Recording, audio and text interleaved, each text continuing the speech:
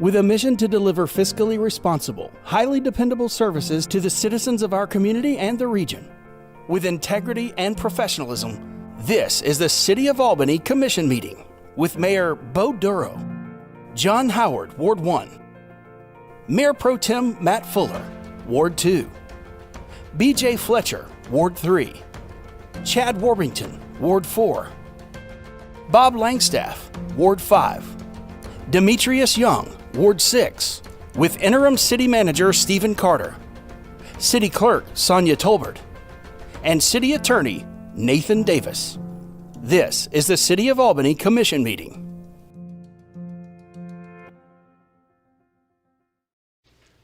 Good evening.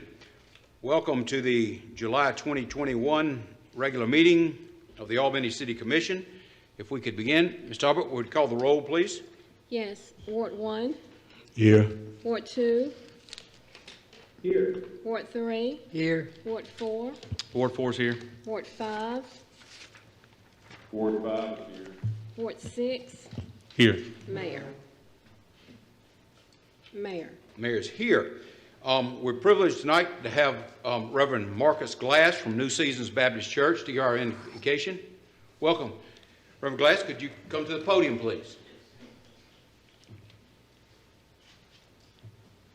Mayor, city officials, everyone here on tonight, would you bow your heads with us, please?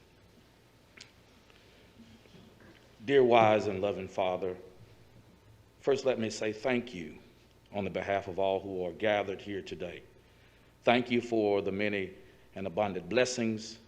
Thank you for life itself.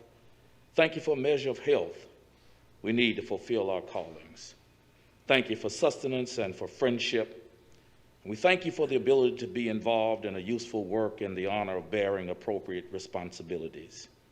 Thanks as well for the freedom to embrace you and the freedom to even reject you. Thank you for loving us, even so from our boundless and our gracious nature.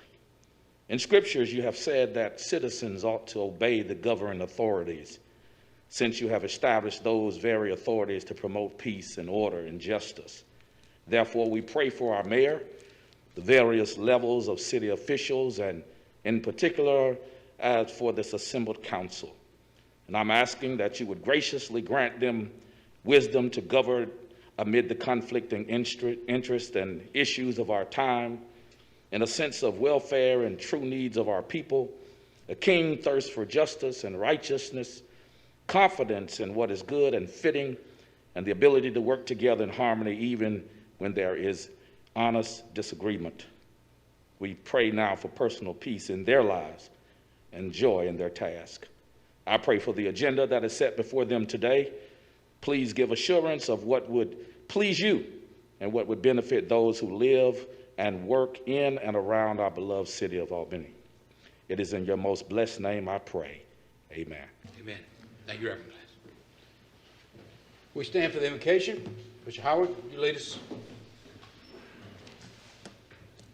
I pledge allegiance to the Flag of the United States of America, and to the country for which it stands, one nation, under God, indivisible, with liberty and justice for all.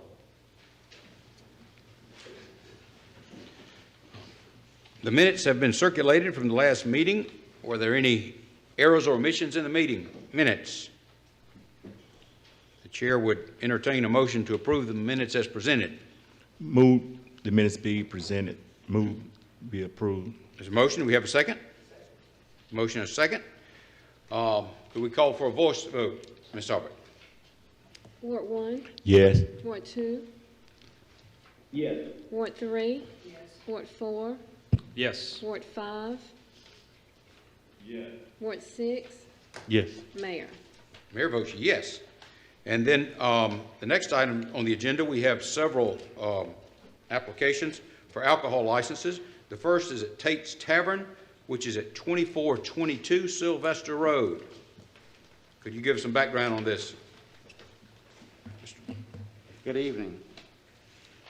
Tate's Tavern LLC, doing business as Tate's Tavern, 2422 Sylvester Road, has submitted an application requesting an alcohol license for consumption of liquor, beer, and wine.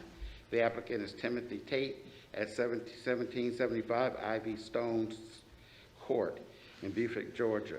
The local agent is Kathy Hubbard at 9986 Gravel Hill Road here in Albany. The type is a pub tavern. The planning department identified this location zone in C3 and on Ontario Street and in Ward 1. The distance requirement from the nearest school is Turner Elementary at 2001 Leonard Avenue of 3,000 feet, and the nearest church is St. Paul Baptist at 2605 Sylvester Road at 1,500 feet. This location was previously licensed as a bench warmer bar from 2001 to 2016. There were 3 miscellaneous calls at this location. The police department has no open investigation at this location. The applicant placed an article in the Albany Herald at least 10 days prior to this meeting as notification to the general public that this application would be considered for approval. The applicant and the location meet the criteria for approval. Thank you, Mr. Norman. Any questions, Ms. Norman? Ms. Howard? No question. Ms. Fuller? No question. Ms. Fletcher? No questions. Ms. Warmington? No questions. Ms. Langstaff? No question. Ms. Young? Yes, sir. Mr. Norman, and just kind of to recap what we talked about in our work session, were you able to get any information on how close this is to residences? No, sir, I did not. Okay, and are you required to do that? No, sir. Okay, and also, have you taken into account the number of alcohol outlets within this particular area, maybe by square mile? No, sir. Are you required to do that? No, sir. Okay, thank you. That's it, Mr. Mayor. Thank you, Ms. Young. The chair would entertain a motion to approve the application. Motion to approve application. A motion, a second? Second. Motion, a second. Any discussion? Ms. Howard? No discussion, but Mr. Mayor, just to expound on what the commissioner from the 6th Ward, this tavern is 75 yards from a resident that stay on Cherokee.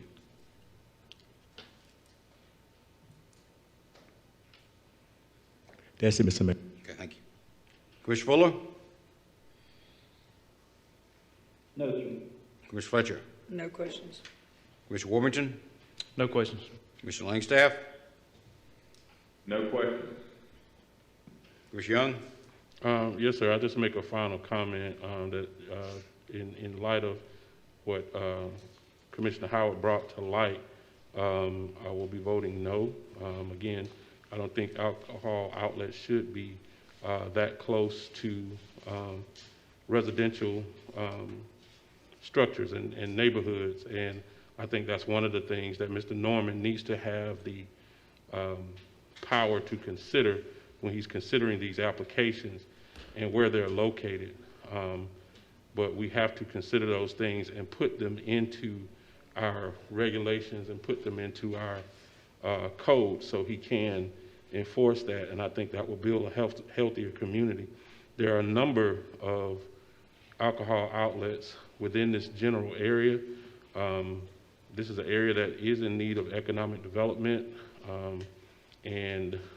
but another alcohol outlet does not bring the type of development that we need, nor does it bring the type of jobs or economic benefit to the community that's worth the problems that it'll cause. So I'll be voting no. Thank you, Ms. Young. Would call the roll, please? Ward 1? No. Ward 2? Yes. Ward 3? Yes. Ward 4? Yes. Ward 5? Yes. Ward 6? No. Mayor? Mayor votes yes. The next item is an application for beer and wine consumption at 312 Thornton Drive. Can you tell us about that, Mr. Norman? Yes, sir. Crazy Gemini at 314 Thornton Drive has submitted an application requesting an alcohol license for consumption of beer and wine. The applicant is A. Lillian Walker at 511 Nectar Lane, Albany, Georgia. This type of business is a bar. It's also the base operation for a food truck operation. The planning department identified this location zoned in C2 on a local street and in Ward 1. The distance requirement, the nearest school is actually South Georgia Regional Achievement at 1800 Massey Drive. It's over 700 feet. The nearest church is Abundant Life at 214 East Road at over 3,000 feet. This location was previously licensed as Rumba Tropical from 2012 to 2018. The police department has no open investigations at this location. There was one miscellaneous call in the past 12 months. The applicant placed an article in the Albany Herald at least 10 days prior to this meeting as general notification to the general public that this application will be considered for approval. The application and the applicant meet the criteria for approval. Thank you, Mr. Norman. Any questions, Commissioner Howard?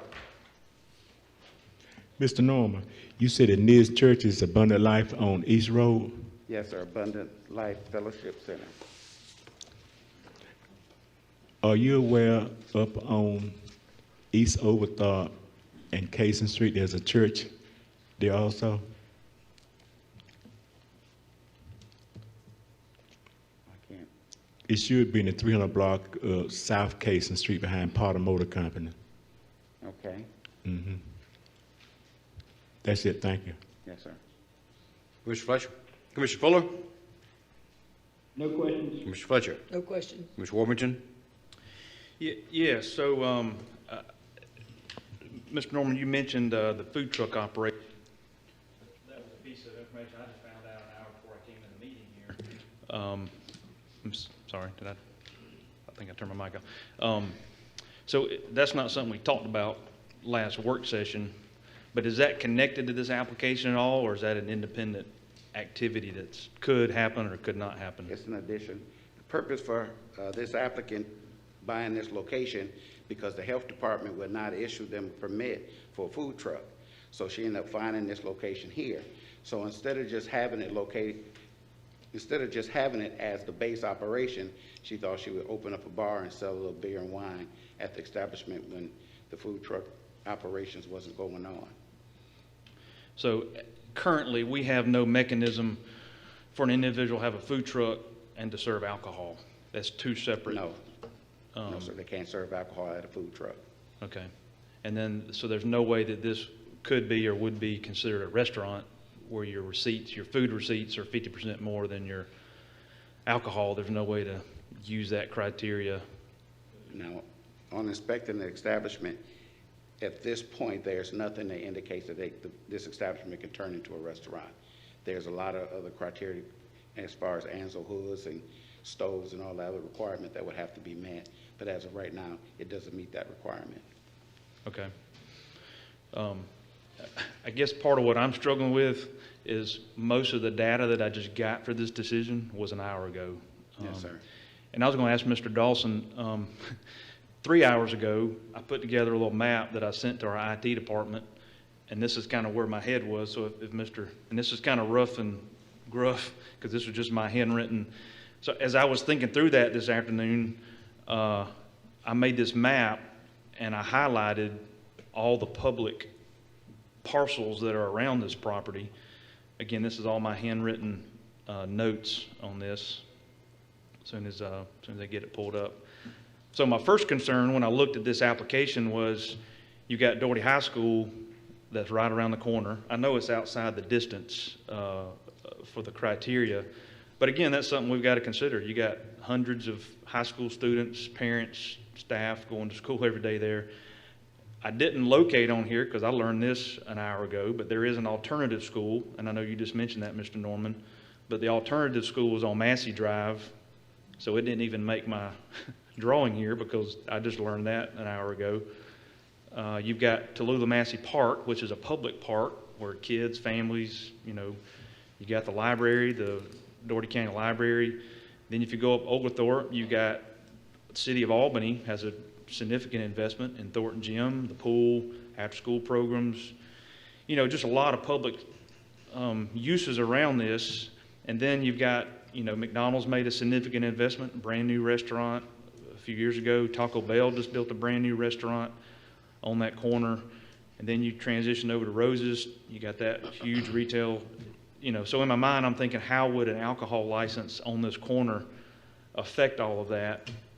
And my mind was honestly, I'm on the fence about, is this a good idea or not? And then I talked to the owner as I was walking into the meeting, find out she's got a plan for food truck, and it sounds like a great plan. She was actually going to come to our meeting last night, but she didn't realize the meeting had got moved, and she had planned, couldn't come tonight. So, it's one of those things. I think if the owner could come speak to us in the short time I talked to her, she convinced me that it's going to be a good operation. But again, as a commissioner, that's as of an hour ago. I don't know that my peers has all the information that I just shared, because that just was shared with me an hour ago.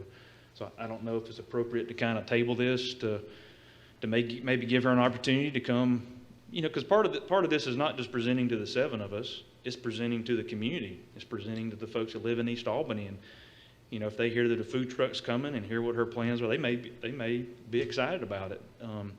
I did ask the Dougherty County School System, their teachers don't start till Monday.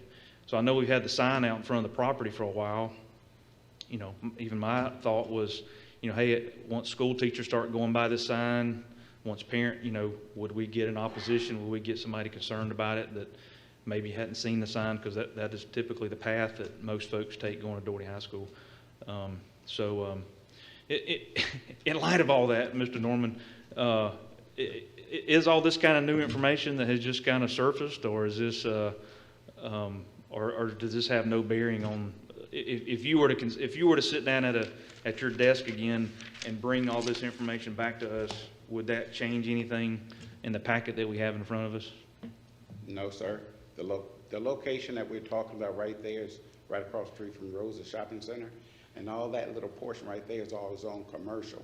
Mm-hmm. So, from where I stand, by that all being zone commercial, I don't look at it as being a major impact. Now, if that Alive Center was still a church in that strip mall, maybe that would be a little concern. But the way the ordinance is written, in order to acknowledge it as a church, it would have to be a freestanding building. So, like I said, from my perspective, I didn't see anything that would disqualify it. And so the Alive Center is a church that I believe they used to hold services there. They used to. I think it's a thrift center now, where they sell donated items. They may still hold Bible studies there. I'm not sure. I haven't spoken with the pastor, but I know they have other locations in town. But you did say the South Georgia Regional Achievement Center, which is essentially an alternative school. Right. You said it was 700 from Yes. door to door. Yes, sir. It's greater than 700 feet. Okay. From door to property line. Okay. So if I were to propose to table this, Mayor, would this have to wait till the next voting meeting, or could we do a special call meeting and invite the owner to come speak to us? I mean, or either one of those are options, I guess. I think any commissioner can call a special call meeting, isn't that right, Ms. Davis? Yes. Okay. All right. Okay. That's it, Mr. Norman. That's it, Mayor. Thanks. Commissioner Langstaff? No question. Ms. Young? Yes, I appreciate Commissioner Worthington making us aware of some of the circumstances, new circumstances surrounding this particular alcohol license, but I think it does bring back to the table the same thing that I've been talking about in terms of how these alcohol licenses are considered. He brought up several instances where there are some things that are unique to this location. This, as Inspector Norman just mentioned, this is a heavily commercial area. This is basically East Oglethorpe. I think the, what is that? I think that's the Taco Bell that sits right in front of it that faces East Oglethorpe. There's a hotel across the street, a problematic hotel, by the way, that sits across the street, a gas station, O'Reilly Auto Parts, another alcohol outlets, which is the Exxon, the Home Run Foods, which is an alcohol outlet, and then a number of other restaurants, one of them that does serve alcohol, which is, I think, is it La Fuentes? And then I think probably some years ago, the building that sits in that plaza with roses used to actually be a nightclub. So, you know, this is what we talk about when we're talking about different standards and different situations.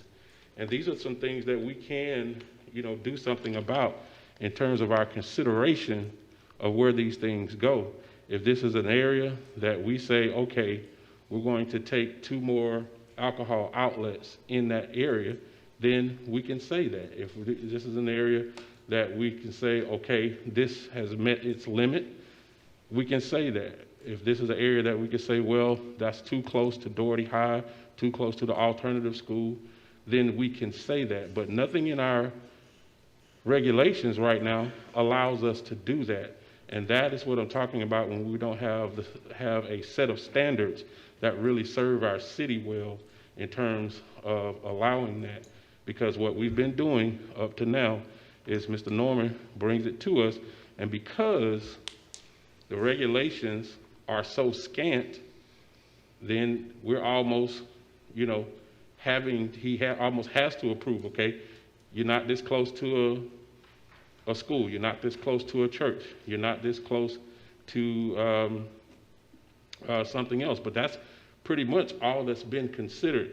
Now, Attorney Davis points out that we can have a standard that talks about would it decrease the quality of the neighborhood. We do have that standard, but that standard is very objective. I think we all have a different mindset on this board when it comes to gauging whether this is going to be harmful to that particular area. So, you know, in light of Mr. Warbington's comments, I could look at this location and know that it was a previous bar that I've been to, and say, that's fine, it's right there in a commercial area, as Mr. Norman talked about. It's right there off of East Oglethorpe, but he pointed out a bunch of things about the schools and other things. So he's looking at it in a totally different area, in a totally different light. That's why I say we need to stop, take a moment, and consider how we approve these things. So I appreciate Mr. Warbington's comments, and I appreciate the work you did on that, on this application. Thank you, Mr. Mayor. Thank you, Ms. Young. Any commissioner wish to make a motion to approve the application or take some other action?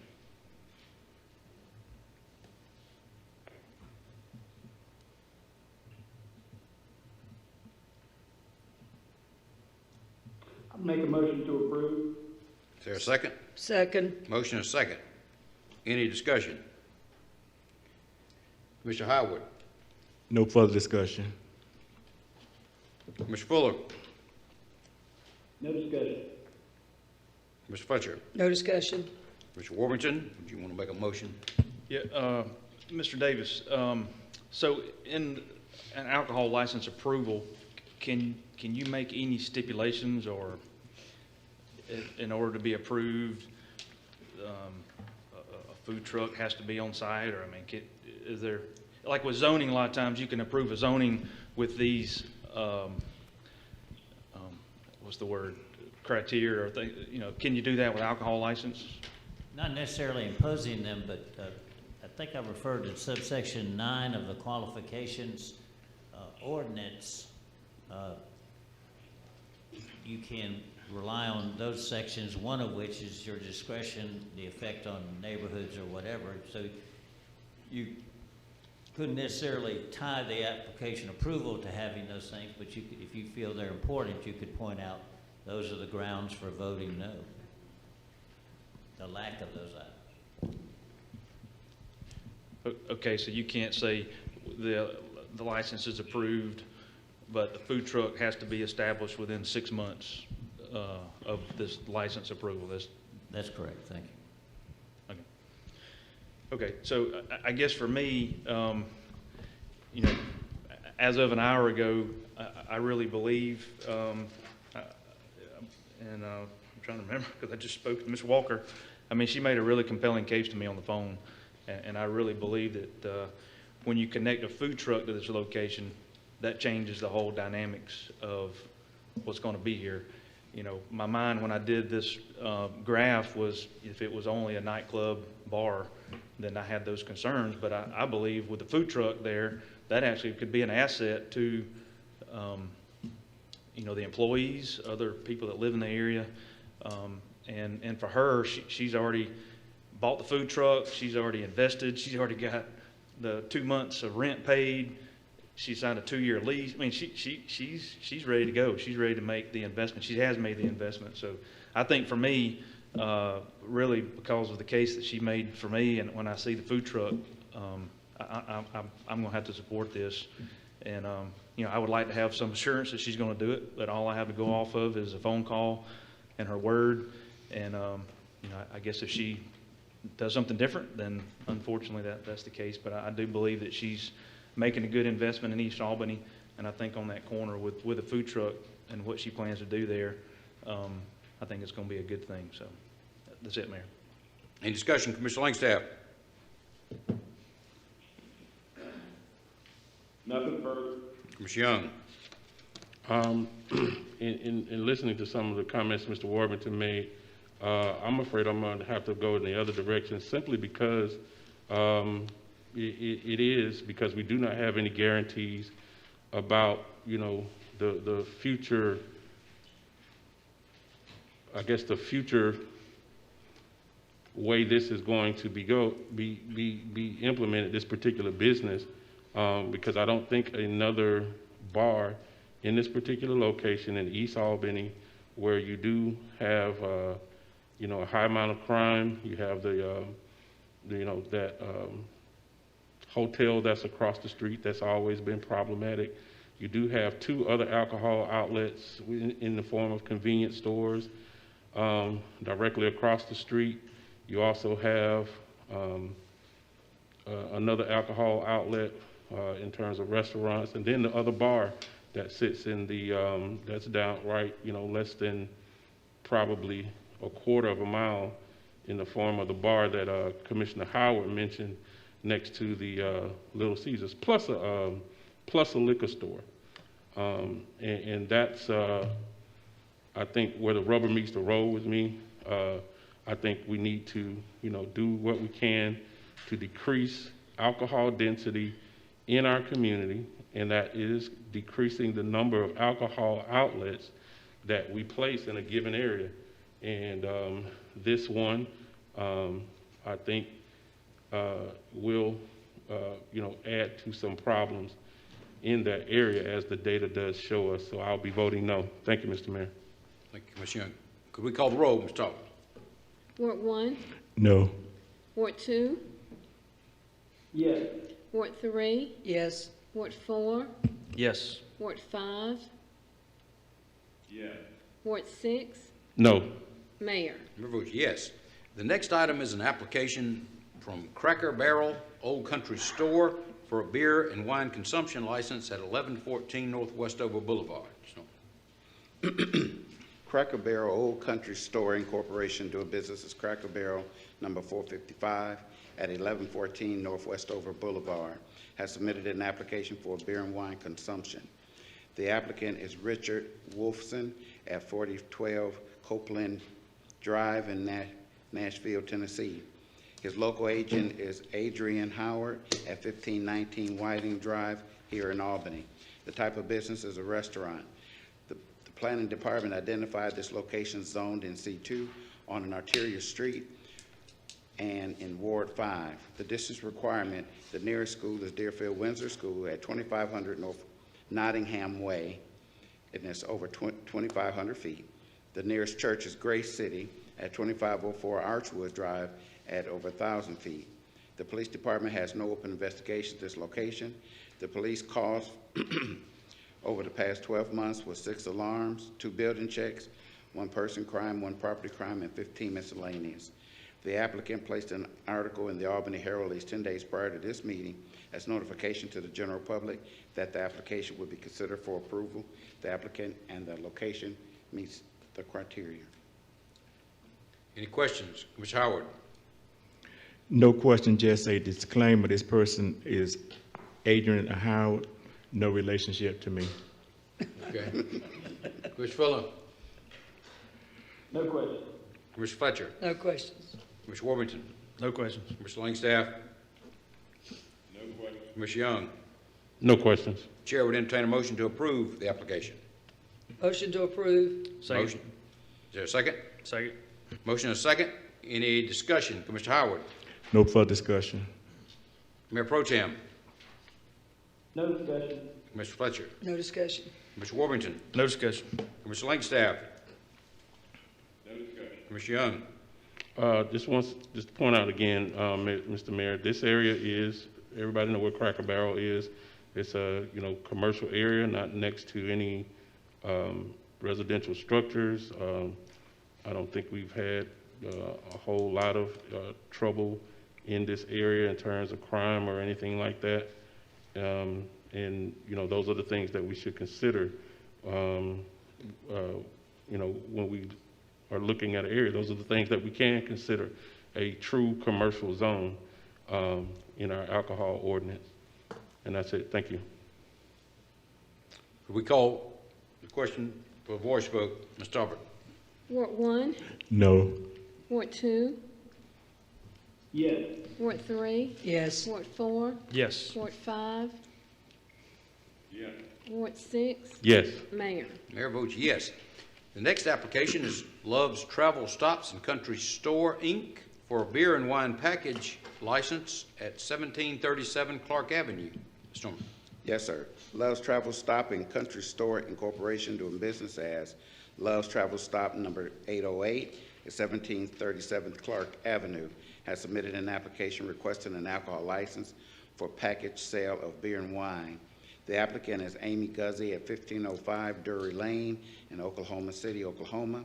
The local agent is Daniel Melvin IV at 2624 Cody Court here in Albany. The business type is a convenience store and a restaurant. The planning department identified this location as zoned in M1 on a collector street and in Ward 1. The distance requirement to the closest school is Turner Elementary at 2001 Leonard Avenue, over 3,000 feet. The nearest church is Abundant Life at 214 East Road at over 1,500 feet. This is a newly constructed location. The applicant placed an article in the Albany Herald at least 10 days prior to this meeting as notification to the general public that the application will be considered for approval. The applicant and the location meet the criteria for approval. Thank you. Any questions for Mr. Norman? Commissioner Howard. No question for Mr. Norman. Mayor Pro Tem. No question. Mr. Fletcher. No questions. Mr. Worthington. No questions. Mr. Langstaff. No question. Mr. Young.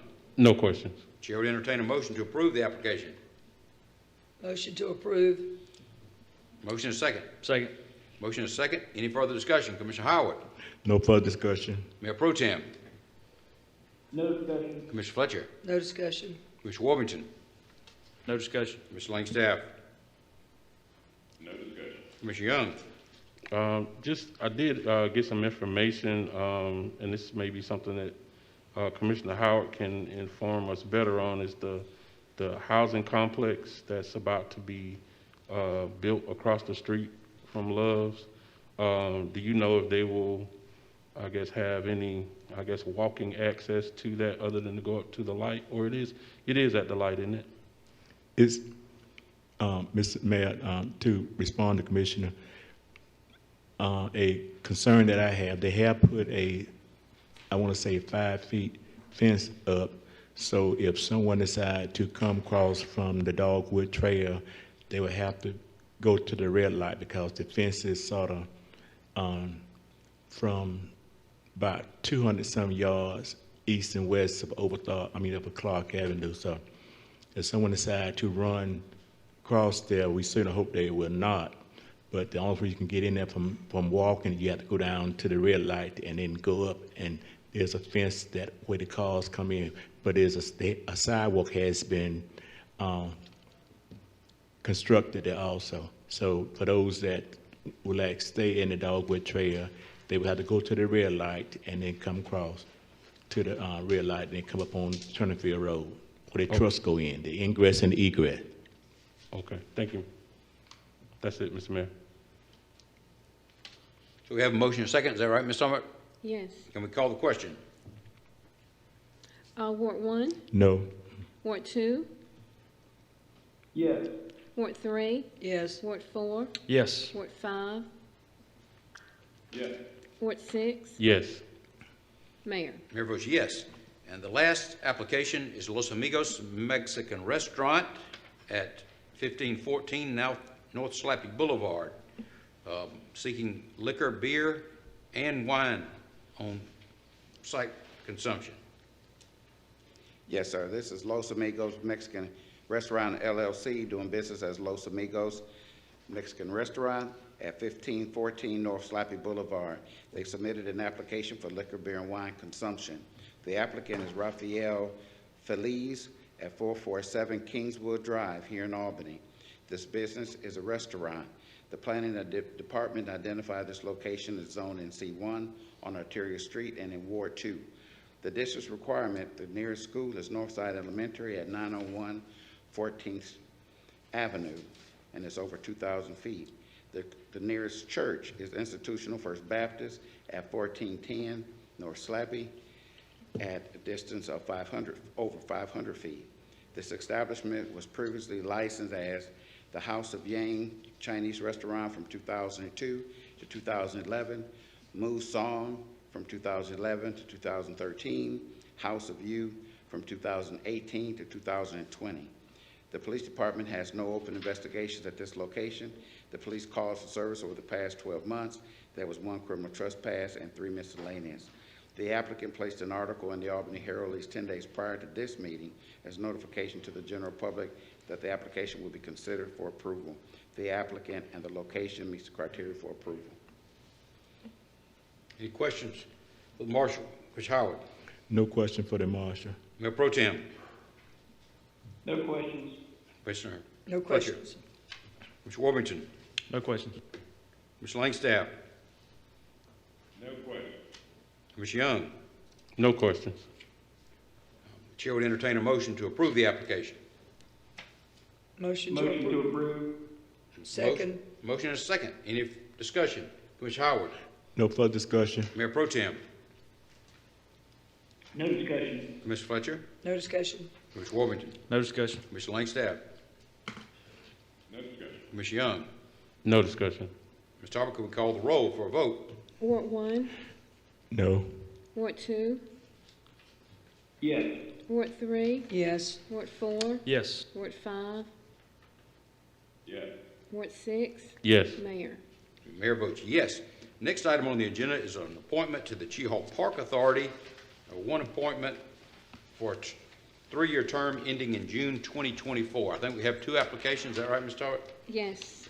They are, We had David Daniels Jr. to submit information and Carrie Hutchinson. Mr. Mayor, yes. I would like to nominate David Daniels to serve on the Chee-Haw Park Authority. Okay. Any other nominations? Could we call for a vote on Mr. Daniel? Okay. Mr. Langstaff nominate Ms. Council. Okay. We'll call for a vote on Mr. Daniels. Commissioner Howard? Yes. Mayor Pro Tem? No. Commissioner Fletcher? Yes. Commissioner Warmington? Yes. Commissioner Langstaff? No. Commissioner Young? Yes. Mayor votes yes. Mr. Daniels is duly appointed. The next item on the agenda is an ordinance levying and assessing the rate of taxation for city purposes on a taxable property in the city of Albany, Georgia for fiscal year 2022. Good evening, Mr. Brown. Good evening, Mayor, Commissioners. This is to adopt the rollback millage rate of 9.631, and I'm here to answer any questions if anyone has any. Okay. Any questions, Mr. Brown? Mr. Howard? No question, since we just have to do it. Mayor Pro Tem? No questions. Commissioner Fletcher? No questions. Mr. Warmington? No questions. Mr. Langstaff? Commissioner Young. No questions. Mr. Brand, I see in the presentation, the overall millage rate has decreased 3.6% over the last 6 years. Is that right? That is correct, yes, sir. So at one time, the millage rate was 13.2. No, 9.99 is when I started counting back, so from 9.99 down to 9.631 is that 3.6%. Okay, so it's 0.36%. It's not 3.6%. It should be 3.6. I don't have my calculator on me, but it'd be 3.6, reducing it. By my math, it's 0.36, but okay, all right. Any member would like to offer the ordinance? I offer the ordinance and ask for the unanimous consent with dispense of second reading and act for its adoption. Is there a second? Second. Any further discussion? Commissioner Howard? No further discussion. Mayor Pro Tem? Nothing further. Commissioner Fletcher? Nothing further. Commissioner Warrington? Nothing further? Commissioner Langstaff? Nothing further. Commissioner Young? No discussion. Could we call for a vote? Ms. Talbot? Ward 1? Yes. Ward 2? Yes. Ward 3? Yes. Ward 4? Yes. Ward 5? Yes. Ward 6? Mayor Yes. votes yes. Moving on to resolutions. The first resolution is establishing Juneteenth as an additional paid City of Albany holiday. Mr. Carter, you have this?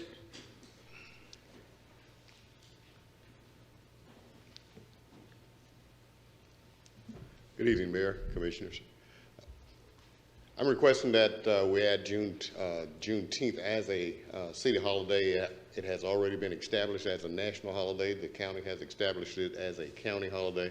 We're just following along in that same vein and asking that for your approval this evening to add that as an additional city holiday. Any questions for the city manager? Commissioner Howard? No question. Mayor Pro Tem? No questions. Mr. Fletcher? No questions. Mr. Warrington? Yeah, just, will we need to make a budget amendment? Not at all. The cost of the day is already included in the budget. It's whether we work or not is irrelevant because we already budgeted to pay people for that day. So we're not adding anything to the day. It just won't be at work for that same pay. Yeah, so I guess for our 24/7 employees, there will be pay implications. Because if you work that day, you'll be paid for the day as well as work.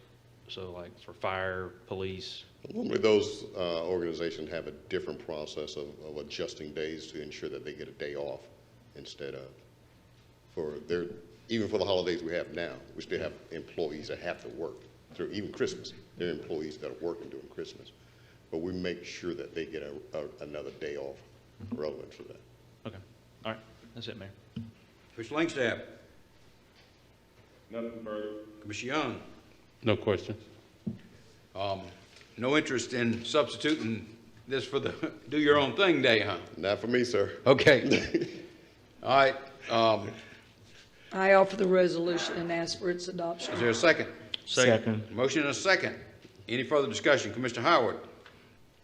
No further discussion, Mr. Mayor, but just since this holiday, if it's God's will be celebrated next year as the city employees, and we have over 1,100, Mr. Carter. Yes, sir. And just celebrating the holiday, if those 1,100 employees could re-educate themselves, Google Juneteenth and find out the history about it, they would be surprised and they would be shocked. But at the same time, they should do their homework and say, when the grandkids say, why are you celebrating Juneteenth? Let them realize that 1865, that's what happened in Galveston, Texas, when the order was given that slaves was free. It was 2 years after emancipation was signed.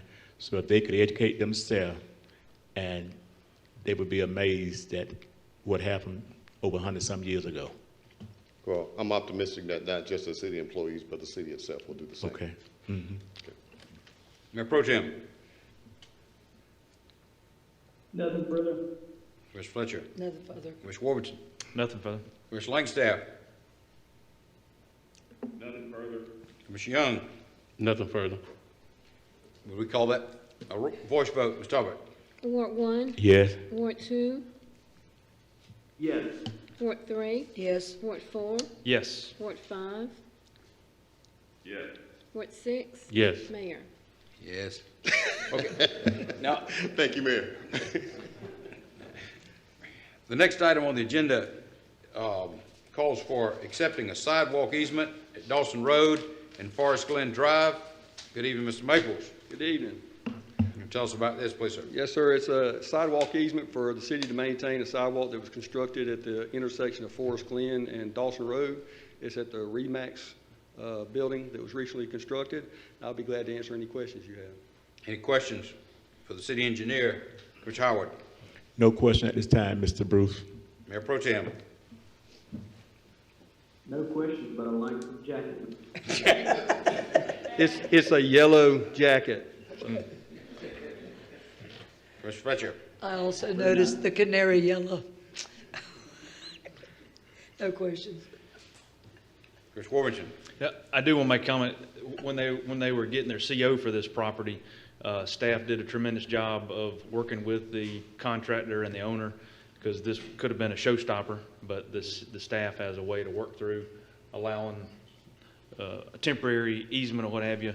And so I remember when the CO happened, I got a phone call, but y'all had already worked it out. So I appreciate you working to help small appreciate- business and help contractors to get the project completed. And then we came back and cleaned it up later. Yeah, and we appreciate the owner working with us on it to make it happen. Yep, so I appreciate staff doing that. Thank you. Thanks. Commissioner Langstaff? No questions. Ms. Young? No question. Okay. Chair would entertain a motion. I offer the resolution, ask for its adoption. Second. Motion and a second. Any further discussion? Commissioner Howard? No further discussion. Mayor Pro Tem? Nothing further. Mr. Fletcher? No further questions. Mr. Warrington? Nothing further. Commissioner Langstaff? Nothing further. Ms. Young? Nothing further. We call the issue for a voice vote. Ms. Talbot? Ward 1, Yes. Ward 2, Yes. Ward 3, Yes. Ward 4, Yes. Ward 5, Yes. Ward 6. Yes. Mayor. Mayor votes yes. The next item on the agenda is a proposal to adopt revisions to the city's financial management policy.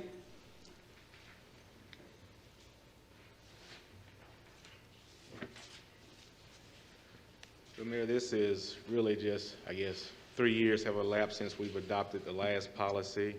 And so that's one thing we have in the policy is to adopt it every 3 years, and really nothing of any significance has changed. We've added you to the policy, Commissioners Warrington and Young, and Interim City Manager, Mr. Carter. So that's really the only functional change that we're proposing with this policy that's been in place the last 3 years. Any questions for Mr. Brown, Ms. Howard? No question. I was just going to offer the resolution, but I'll wait till everybody go around. Okay.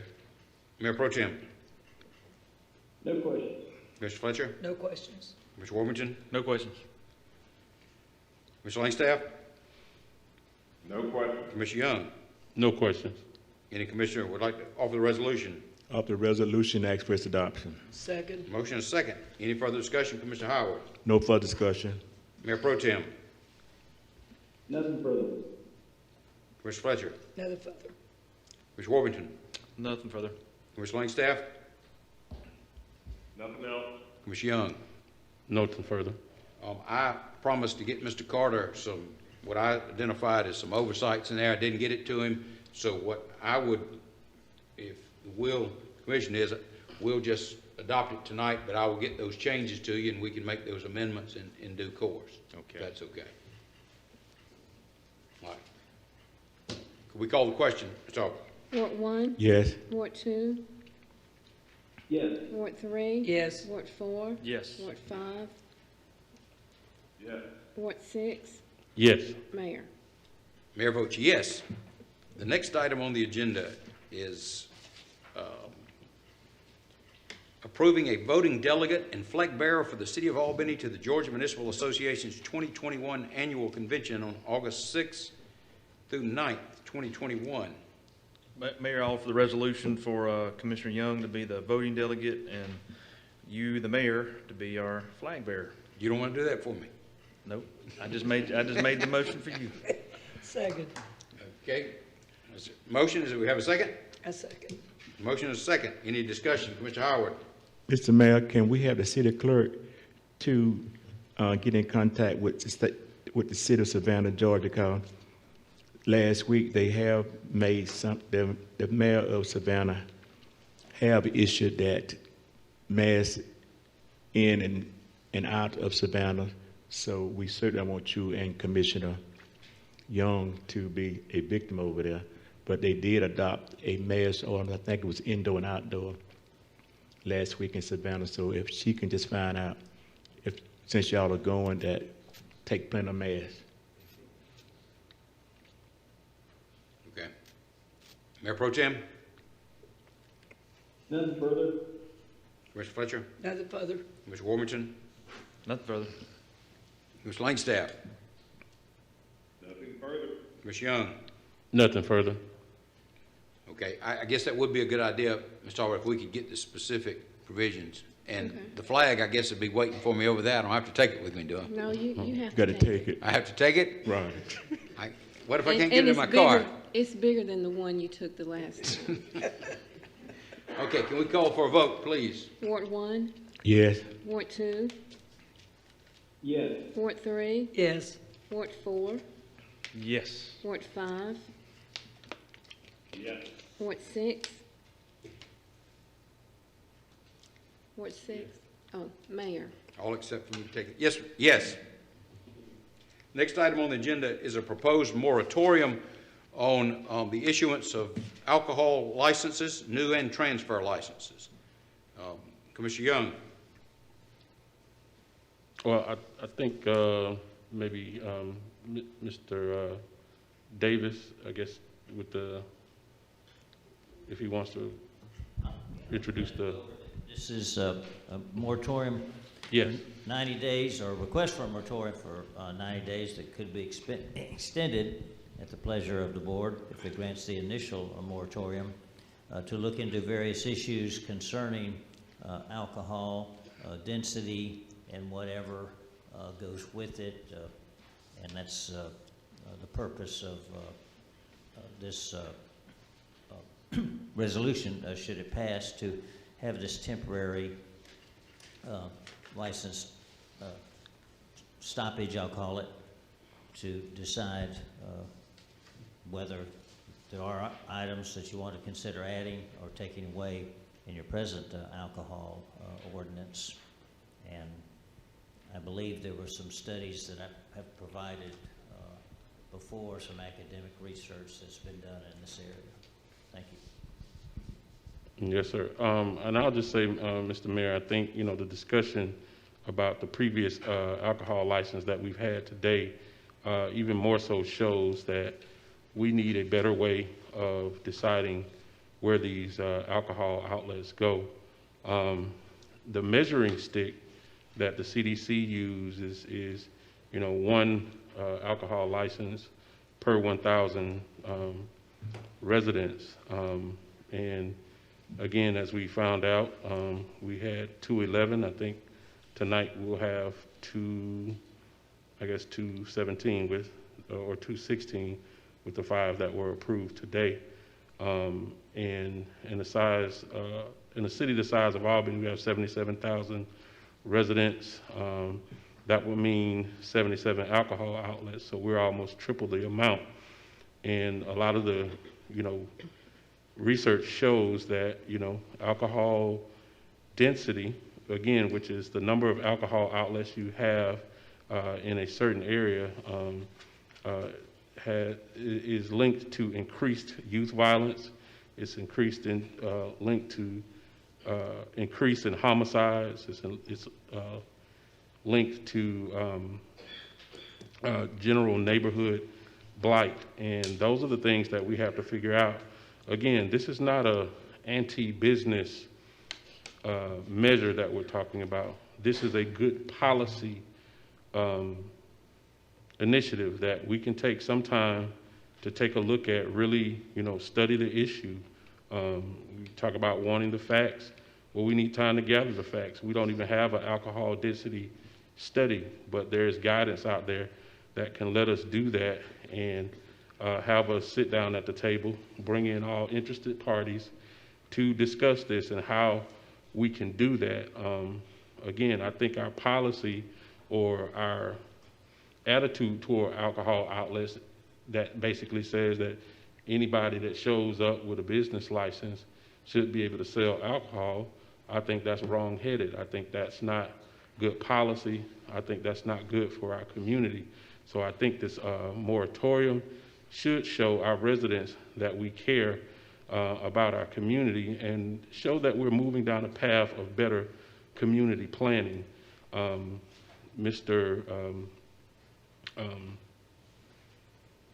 planning department has numerous guidelines that enable him to, tell us where certain businesses should be put.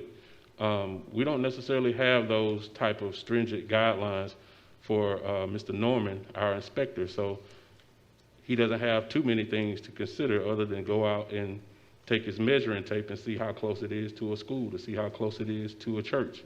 But we know there are many other factors, again, pointing back to the dialogue that was heard here earlier. We have many other factors to consider, and we also have the factors in our city, which we know we have a high violent crime rate, we have poverty, we have all those things that are the hallmarks of what is said to be the effect of just high number of alcohol outlets within our community. And I hope we will seriously consider this measure and hopefully be able to sit down, take our time, put a pause on this issue, put a pause right now on this. And again, this is not to be anti-business, this is to be good policy. And I think we should take this into consideration and pass this moratorium to be along with other cities like Macon, like Valdosta and other places who did take the time to look at their alcohol outlet policies. Thank you, Mr. Mayor. Thank you, Mr. Young. Any questions for either one of the presenters, City Attorney or Commissioner Young? Commissioner Howard. Mr. Mayor, not to the commissioner, but just to the city attorney and to you, Mr. Mayor, and to other individuals. When I look at the area that I represent in East Albany, sometimes when I wake up, I say, where do we go from here? It is an area that in some pockets is 50% poverty level, and 80% sometimes those individuals receive that SNAP program, nutrition. But when I look at these nightclubs in East Albany, in the last 20 years of here, someone had been killed at several of those nightclubs, probably because of intoxication or a fight start within those clubs. And when you look at the Sand Trap, Big Daddy's, when you look at the Legend, when you look at Applejack, and when you look at the one we just approved, Tate Taverns, 20-some years ago, a Marine was killed there, was robbed, was killed at that location. And when you got ingress and egress traffic coming east and west, enough is enough. And at the same time, when you think about economic development, is that vendors are concerned about the aesthetic of the community and the appearance of the community, and they're concerned about the education system, things of that nature. But if we continue to have these establishment colleges every other block on main thoroughfare, and the next 5 years or next 10 years, when we retire from this commissioner, we will see, have we done this service to the citizen of this community? And I know some would say that they are not forced to buy the alcohol, whatever, but it's availability. And when I'm out in the Putney area, there's a line at one of the liquor stores, maybe 10 to 15 some cars getting their liquor, I think, after noon. And when I'm making a U-turn, unfortunately, a lot of those individuals I know are from the city, getting it and bringing it back into from the county into the city.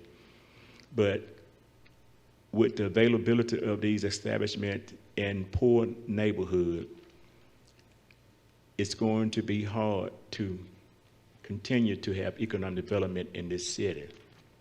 When you look at the overall poverty level, some areas maybe 50% in East Albany in the south side, and then in the central portion of the city. If this city is going to reclaim itself as a good life city, we got to say, colleagues, enough is enough. And based on 70-some thousand plus citizens in this city, and we have over 211 alcohol licenses that have been issued last year and this year, and some more is coming down the pipe there. It's going to be difficult to attract business to this community. And those that like to say that they work at Procter & Gamble, Miller's, and other Tara Food and Marine Base, you can rest assured when they get off from work, they don't stop in East Albany or the rest of the town. They are going back to, they are being back into other areas of the community. So we have to just say, be visionary. How would I like for this city to look in the next 5 years? And I challenge you, Mr. Mayor and Commissioner, what is coming down the pipe in this city is not looking that good. Thank you. Mayor Pro Tem, any questions for either one of the presenters? No questions. Mr. Fletcher? No questions. Mr. Warmington? Yeah, Mr. Davis. So let's say the moratorium passes. What do we do with Food for Less when they get ready to open in a month or two? When they want to apply, when they want to sell alcohol at Food for Less, how do we handle a situation like that? There are provisions where an application, there's an exception in Section 4 of the proposed resolution that would allow someone to request an application be submitted. There are certain standards that they have to meet, but that's in there. So it's not a complete, just automatic prohibition. There is room if someone has a reason that fits in with the moratorium, they can come forward. So wouldn't every applicant then apply for a variance? Why would an applicant not apply for a variance? Well, there's nothing to stop it. You have to do that. The way I read the Georgia case law, you just cannot have an absolute prohibition. There has to be an avenue for somebody to come in and ask for a request for a license. That's just required by the way I read the Georgia law. In establishing these moratoriums, you have to be very careful, and one of the things you have to be careful about is allowing somebody to come forward and say, I have substantial reasons, and ask for, in effect, a waiver. That's So I would expect every single person desiring an alcohol license to apply for a variance, so it's going to come back to us for consideration, whether this is in effect or not. That's a fair statement, yes, sir. So this moratorium, as it's written here, it essentially just kind of changes maybe the way they apply. It's still going to come before us one way or the other. Well, I agree with that too, but what I'm trying to suggest is that we cannot take that out of this and just make it a flat moratorium, and that's it. Don't bother to come ask it. You know, you have to give them that opportunity to present something that effectively says this moratorium damages them. That's what it amounts to. Right, and then it'd be up to us to consider that. Yes, sir. Yeah, okay. Thank you. So as far as I'm concerned, there's two things on the table here, and we keep getting confused. Number one is the moratorium, which I believe it's a neutered moratorium. It really does nothing. It just, if anything, it just gives a soundbite to talk about or use, but it really, applicants are still going to come back to us anyway. If I were building a store, there's a convenience store on Slappy being built, you got Food for Less being built, you know, they're going to come to us with an exception, regardless of a moratorium or not. My problem with the moratorium is that we've been talking about this since February, March, and I don't need a moratorium to go work on policy. We worked, Mr. Davis and Mr. Norman and Mr. Forgy did a great job. The signs that are out in front of all establishments, that was an alcohol policy we changed. That was a great, the reduction of nightclub hours was a policy change. All that was done without a moratorium. So if there are ideas for policy change, you can do that without a moratorium, because it really sounds like the moratorium doesn't do anything for us anyway. So the other comment I would make is it's interesting, as we were just approving those alcohol licenses, the Mexican restaurant on Slappy has a house directly behind it. Nobody asked about that. The Love's Truck Stop, brand new apartment complex across the road, nobody asked about that. So when you start talking about all these density residential, there is no cookie cutter ordinance or policy that's going to apply. There's always going to be exceptions. There are always going to be. And so what I would do, what I would say is exactly what, you know, I did this afternoon was, you know, with our own ability, with our own minds, look at an alcohol license and say, does it make sense and is it good for the community or not? These alcohol licenses, Mr. Norman has told me there's a lot of alcohol licenses that does not come to us. We don't know that. There's a lot that he vets and his team vets, and they don't fit this criteria, that criteria, and it doesn't. So they don't get a lot of thanks for that, but they do a lot of work behind the scenes, and I don't think there should be any criticism toward him and his staff, as well as the police department, because I think they do a phenomenal job. Even this afternoon, I was on the phone with Mr. Norman an hour before our meeting. He got all the answers to the questions of the case over in East Albany. He was on top of it, and I appreciate him doing that. So, Mayor, I did want to address that about staff. That's it. Thanks. Commissioner Langstaff, any questions for either one of the presenters? No questions. Commissioner Young. Yes, sir. I guess, you know, to the function of the moratorium, again, and I don't know why this point is being missed, the moratorium is a way for us to sit down and look at these issues. You know, we in our own representation can go out into the community and find all the little facts that we want to find out to justify kind of or reinforce our own opinions about things. But that's exactly what we need to do, get out of our own opinions. I will still rest on the statement that we wouldn't consider putting any type of alcohol outlet 75 feet from a house on Beatty Road. That's exactly what we've done, or 75 yards or whatever Mr. Howard talked about in terms of putting tape where it takes where it is. And but it only seems to happen on one side of town, that those considerations are made. Now, whatever the backstory to those decisions are is what it is. But how you handle that is with good policy that provides equity, that provides fairness, that provides the same standard of living for your side of town as other sides of town. And that's what we have to try to achieve. And that's going to be in study of this issue. It's not the same to change policy as it is to go print up signs and go post them so people can go out and read them. That's not the same thing. We had several different discussions about one location. It was in a commercial area. It was in an area that was previously a bar already, but it was in an area that had a school, 2 schools. It's across the street from a problematic hotel. So there are a lot of considerations. No, it's not cookie cutter, but that's even more reason why you need to consider this study, why you need to consider the effects on the community. You can consider all day how it's going to affect businesses.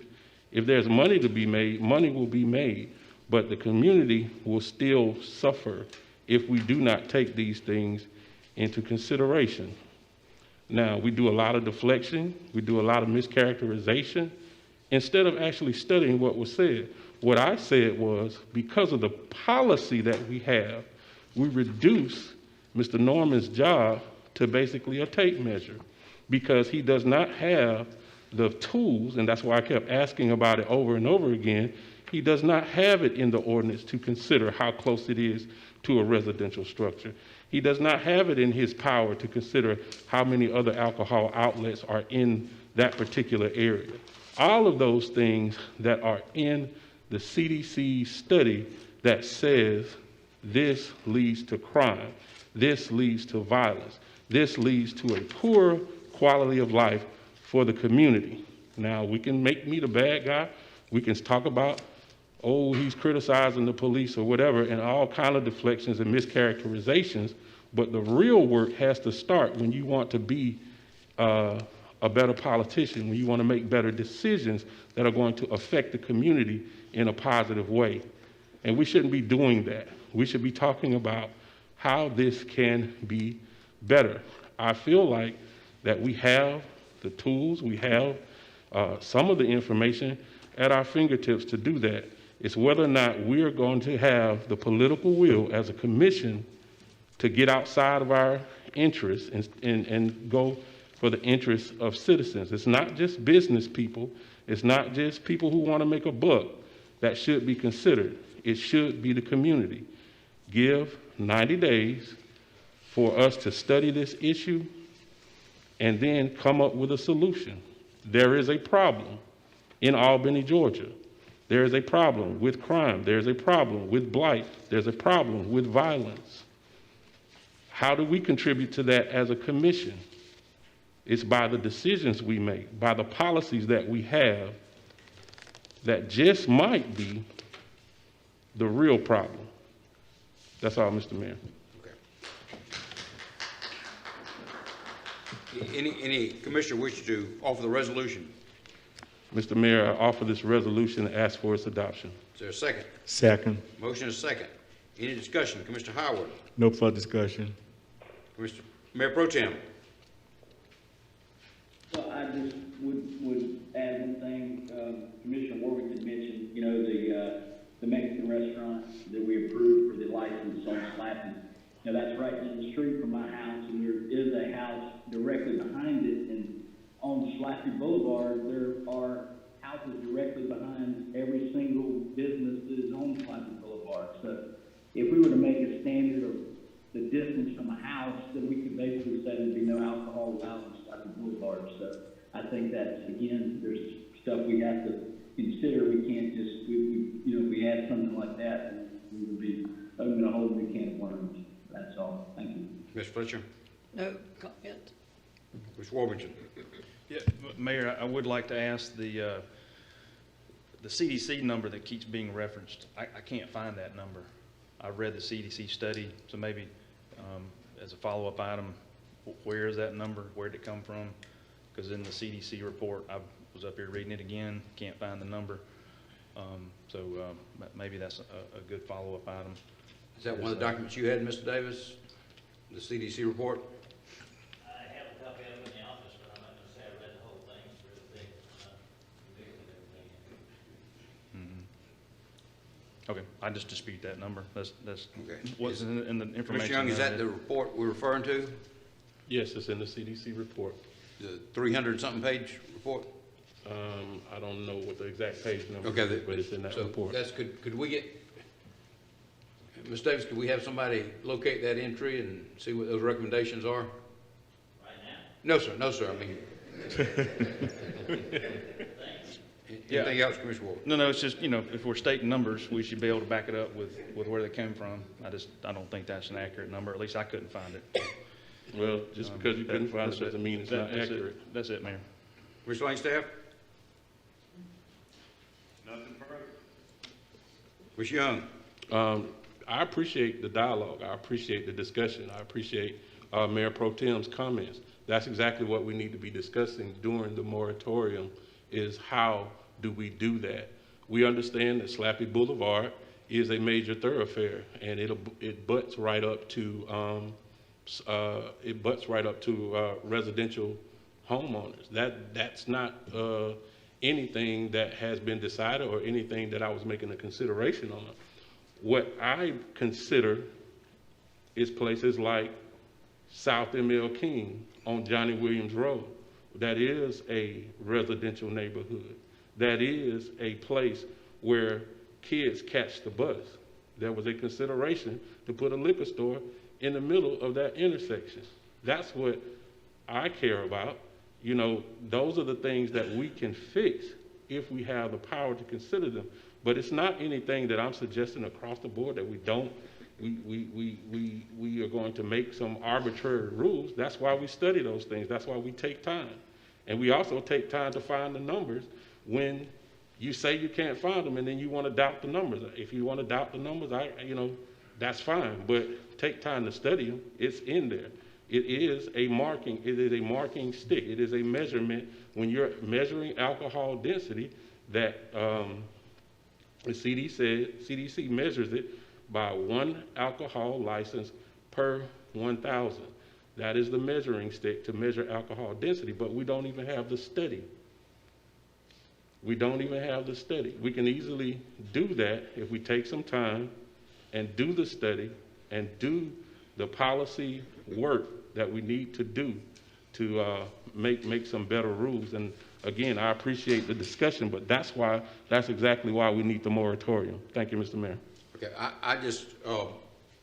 I made my comments when we discussed this at our second work session this month.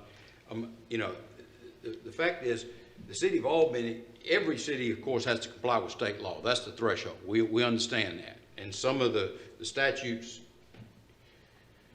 place minimum distances between houses of worship and schools, and that the city can go beyond that. But we know now that the city of Albany actually has a maximum number of alcohol licenses for each ward. That's not a state requirement. We have restrictions on the proximity of one alcohol establishment to another. And clearly, what Commissioner Young is talking about, there is scholarly research out there that says alcohol density is a factor in crime, also in other social problems. But I see no reason for this moratorium. We can research this item. I mean, we can ask for ordinances from other cities to see how we can improve. Just this example of the distance for residents. It has to be somewhat subjective, or otherwise the commission would not have any discretion whatsoever in considering an application. As Commissioner Warburton pointed out, there are a lot of applications that never get past Mr. Norman's desk. So can we improve it? Yes. I think we can. I have mentioned we could have a committee, or this commission can address it. We do it time and time again. Let's see what other cities have. The city attorney can get ordinances from other cities of comparable size, and we can see what we can do to address the problem as it's perceived. And like I say, on the other hand, I think it's beyond dispute that most the ward with the most licenses is Ward 5. And I do understand there's a lot of restaurants in Northwest Albany, but this is not an issue that requires this moratorium. Looking at it, to get an exception, you have to show an extraordinary hardship, and the criteria basically, the applicant's got to show that he or she has expended money anticipating that they would receive an alcohol license. But with that, could we call the question, Ms. Talbot? Ward 1, Yes. Ward 2, No. Ward 3, No. Ward 4, No. Ward 5, No. Ward 6, Yes. Mayor. Mayor votes no. The next item on the agenda is consideration approving a contract with LRA Constructors to construct the transit center at a cost of $11,545,271. Ms. Fields, Mr. Hamilton. Mr. Hamilton.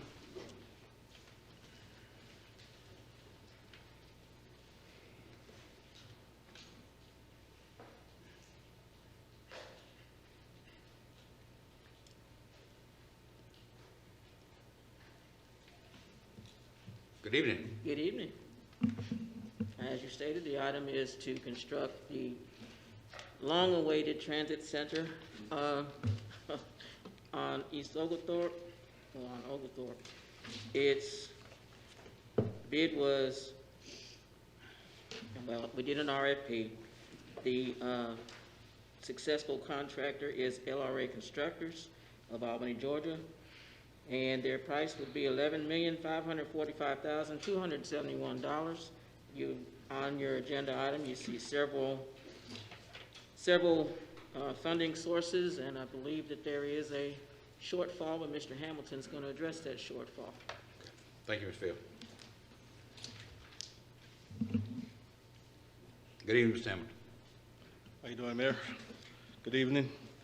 Well, I'm just really here to answer any questions. GDOT is still actively seeking a solution to our shortfall, so nothing has changed since the last time I met with you guys. Okay. Questions for either of the presenters? Ms. Howard. Mr. Hamilton, this shortfall is almost, what, $2 million? Yes, and you sir. say GDOT still is working, trying to, what would I say, find the money? Or Well, it's a grant application process. grant application? Yeah. So you know how long it would take, do you? Excuse me? Do you know how long it would take before this grant is approved, or are they doing the research, or what? No, sir, not right now. I don't have an answer for that right now. They will, again, it's an application process where they will identify the funds, send out a call for us to apply. We'll come back before this commission for approval. Okay. Well, since we're going to be $2 million short, so LRA, so they will wait before it start construction, or what? From my understanding from our last work session, the city manager said he will be able to identify some alternative funds, so hopefully we will not have a long wait in that regard.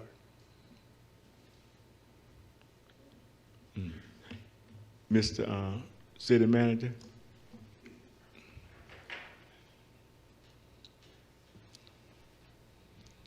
Yes, sir. What's the question? Since you said you were seeking, you find some other alternative funds somewhere? Yes, sir. Okay. Do you know how long it would take, or what? Well, first we're going to allow the process to happen with GDOT. We want that to be the primary means. If GDOT fails, then we'll come back and make some adjustments and bring that adjustments to you to fund the remaining $2 million. Okay. So LRA just would not start construction, right? Well, they have, I believe Ms. Fields can answer this question, 60 days. I'm not sure when the clock started ticking on that. The quote is good for 60 days, but, you know, they would not start construction until after, you know, you do award, and once we know that it is fully funded, then we would give them a notice of award, notice to proceed. But there's several things that have to happen before they would ever start construction. So voting on tonight, and it would just like be in. Voting on tonight would make sure that, would make them aware that they have a contract coming. Now, they have to provide their performance bonds and all of that before we could ever, they would ever get to a point where we'd be issuing a notice to proceed. And in that time, GDOT can do their research, and Mr. Carter can bring alternatives if necessary, but at least LRA would know that, and given the cost of materials and how much it keeps going up on a regular basis, it would be in our best interest to go on award so that we can get them started, at least in ordering their materials. Mr. Mayor, since we see Mr. Ben Barrow back there, can he come to the dais? Mr. Barry, you willing to answer questions?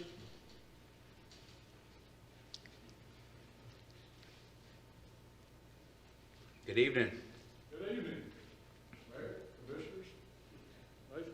Yes, sir. So, Commissioner Howard, you have a question? So they say you will have 60 days in order to proceed, right? We have to honor our bid for 60 days, that's correct. At the end of 60 days, we're no longer obligated to build the job for the price we quoted. It's a bid bond. We issue a bid bond that states we guarantee we're going to hold it for 60 days, which is 5% of the job, so it'd be roughly, it's a $550,000 to $600,000 bond. But at the end of 60 days, that bond plays out. Okay. And of course, the argument in favor of allowing us, acknowledging that we're going to get the job, is we can begin to lock in prices. And it cannot be overstated how these price increases they're astronomical in some cases. And we'd like to cut loose the rebar, the steel, the bar joists. It take 10 months to get, that kind of thing. Okay, so you say you can hold it, the bid for 60 days, right? I assume that's in the documents. That's what, thank you. Okay. We bid a lot of work, and sometimes the numbers, like the airport had to be held for 120 days. Okay. Which plays out August the 11th, so we're looking at time restraints there. Okay, so if we get if we get a notice from GDOT to proceed, and then it can be filtered down that you could proceed, so the list of individuals that, the DBEs that have been solicited, so they will still be in good faith with you, right? I'm not sure I understood exactly what you're asking. Well, Ms. Yvette handed out last week a list of 17 DBEs that will directly solicit. Those were the DBEs that we solicited ourselves. Okay. Not necessarily the people that Mr. Barrow is using on the project. Okay. So would he use some of them or what? Yes. Okay. Yeah, we meet the DBE percentage, exceed the percentage. Okay.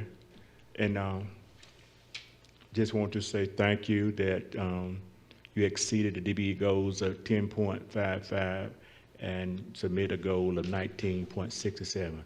Just want to say thank you. You're welcome. That's it, Mr. Mayor. Thank you, Mr. Barrow. Mayor Pro Tem, any questions for the presenters? No questions. Mr. Fletcher? Well, just a question, because you mentioned it. How long has this project been on the table? 20. I believe it's about 21 or 22 years. 22 years. Wow. Thank y'all. Thank you, Mr. Barrow. Mr. Warmington? Yeah, so Mr. Carter, the way this will play out, we're hoping to get funding, but you're confident the 2 million shortfall, obviously you would have to, let's say worst case scenario, GDOT doesn't give us a dime. You'll come back to us at a later date with a strategy of, I was just looking at the SPLOST 7 funding right here, may have to allocate some funds from another line item, even down, I mean, this is a transportation project, might could pull from T-SPLOST, so you got SPLOST 7 and T-SPLOST, so you're saying, you feel confident we got some money we can move around? We have several options that we can make work with this. And what I'm optimistic is that GDOT is going to come through for us. But in case they don't, there are several options for us to move things around, bring that plan back to you and get it approved. The value in doing this now is that that price that has been quoted and you see before you now is the price that we pay. If we don't do this now, we go back out and bid again, that price may be drastically different the next time it comes back in. So we're trying to make sure that price is locked in and stays locked in. So even if GDOT doesn't come through before that 60 days expire, we'll have a plan back in front of you to get this funded. That's right. Okay. Just want to make sure. Commissioner Langstaff? No question. Commissioner Young? I don't have any further questions, but I guess to what the city manager was just discussing, so you are able to find other funding for if this does not go through? So yes, we will.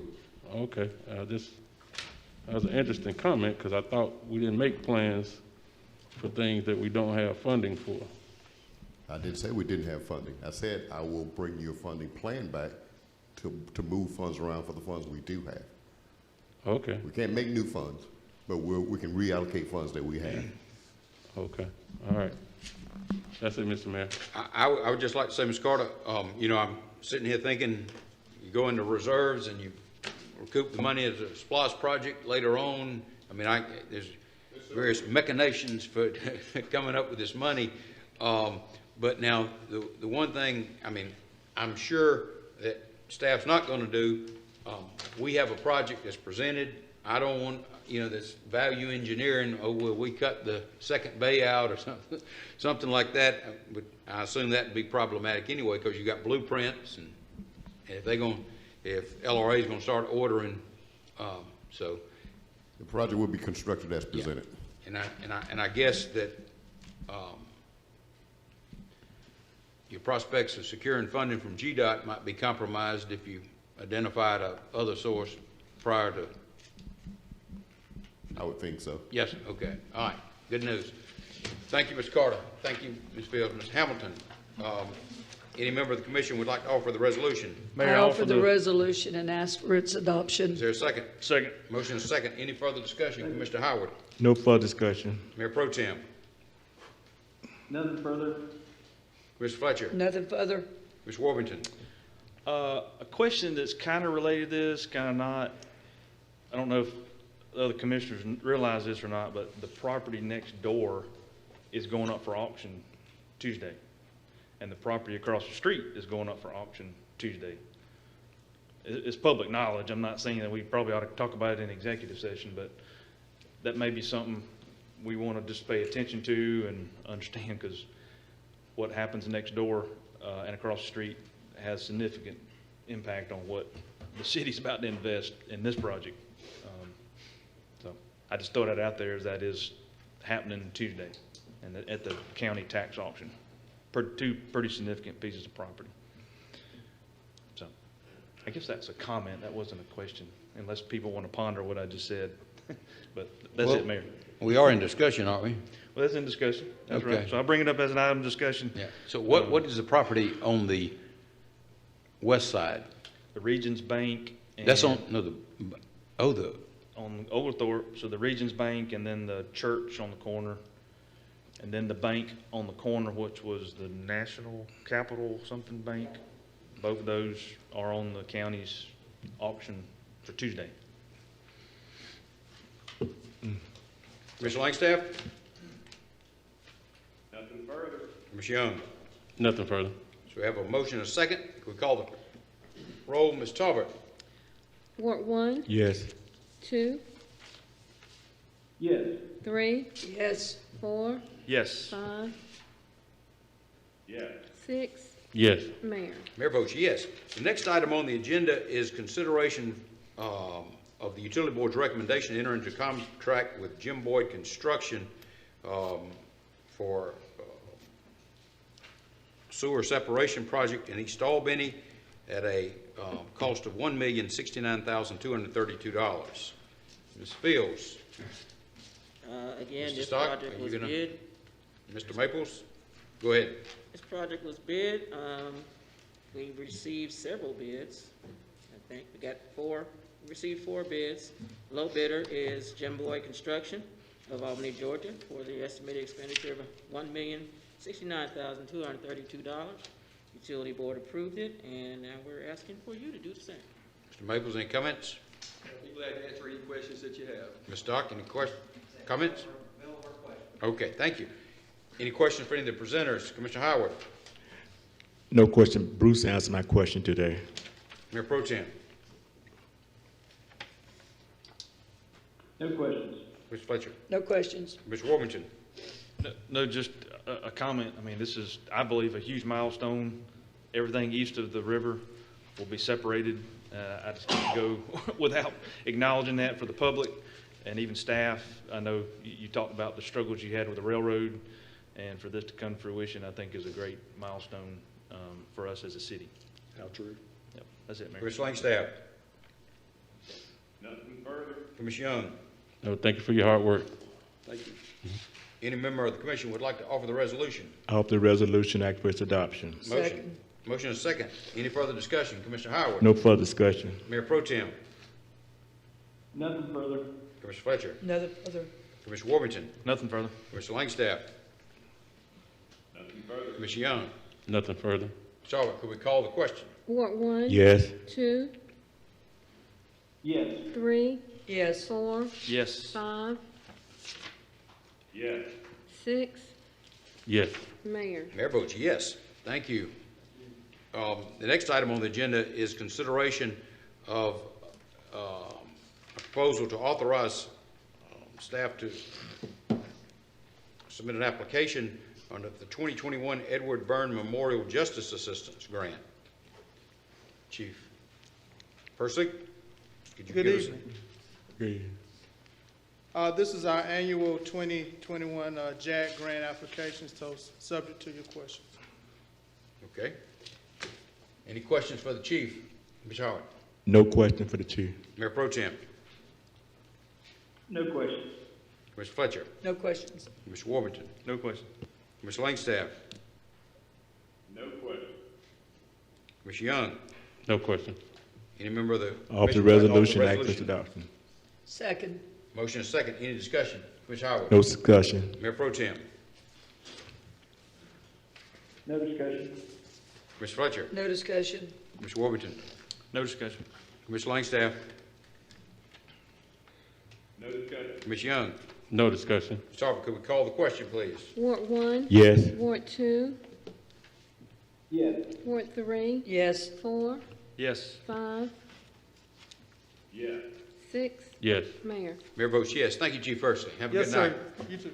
Next item on the agenda is a request to authorize staff to submit a grant application to Firehouse Subs to, for the purpose of purchasing dive equipment in the amount of not to exceed $50,000. Chief, good evening. Good evening, Mayor, members of the commission. We, of course, are very excited about this grant, and we'll stand by for any questions you may have. Thank you, Chief. Any questions? Chief Scott? No no question. Mayor Pro Tem? No questions. Mr. Fletcher? No questions. Mr. Warmington? No questions. Mr. Langstaff? No question. Mr. Young? No question. Any member of the commission would like to Offer the resolution act for its adoption. Motion, we have a second. Second. Motion is second. Any discussion? Mr. Howard? No discussion. Mayor Pro Tem? No discussion. Mr. Fletcher? No discussion. Mr. Warmington?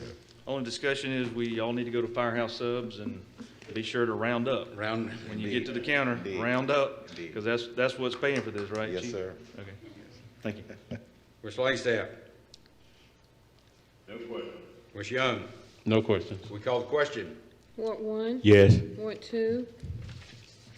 Yes. Ward 3? Yes. Ward 4? Yes. Ward 5? Yes. Ward 6? Yes. Mayor. Mayor votes yes. The next item on the agenda is authorizing staff to submit an application for a grant available through the Georgia Emergency Management Homeland Security Agency. We are accepting this one, Mr. Mayor. I'm sorry, Chief. Yes, sir. So we gotta approve accepting money. Yes, sir. Okay. So, a proposal to accept, authorizing staff to accept the grant awarded through the Georgia Emergency Management Homeland Security Agency. Chief. And no further comments. We're just excited to have applied for the grant and now receiving it, and certainly we'll put it to good use. Any questions, Chief? No discussion, no Mayor Pro question. Tem, any questions? No questions. Mr. Fletcher? No questions. Mr. Warmington? No questions. Mr. Langstaff?